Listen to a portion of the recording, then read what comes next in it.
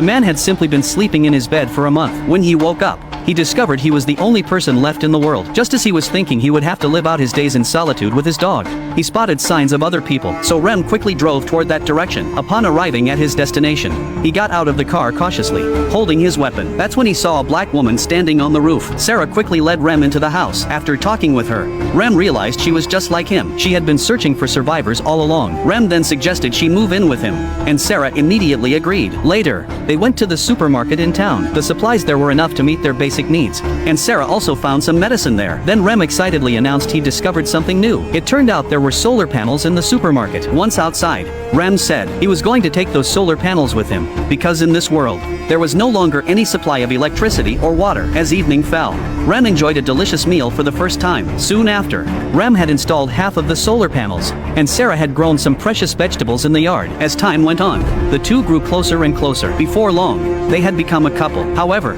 one day, Sarah told Rem some news. She was pregnant. Rem's expression immediately turned serious, because in this post-apocalyptic world, there were no longer any hospitals or doctors. He was terrified that Sarah might lose her life because of this, but Sarah firmly stated that she was determined to give birth to this child. After discussing it, the two eventually went to the town library and looked through some books on childbirth. Then they went to the supermarket to buy the supplies needed for the birth. They wanted to prepare every detail meticulously. Soon, Sarah's belly grew larger and larger. The food at home was no longer enough to meet her nutritional needs, so Rem took his hunting rifle and went to a nearby farm where he found a herd of cows grazing and carried out the first hunt of his life. When they returned home, Sarah seemed very happy. However, neither of them could have imagined that this hunt would bring disaster upon them. That evening, Sarah spotted a rat in the kitchen. Recalling the cows they had just slaughtered, Rem immediately realized that the rats must have been drawn by the smell of rotting meat. Soon, a commotion spread throughout the town. A dog's barking came from outside this window. Rem immediately witnessed a terrifying scene. The outside was swarming with rats, and they were running straight toward their home, so they frantically destroyed all the food in the house,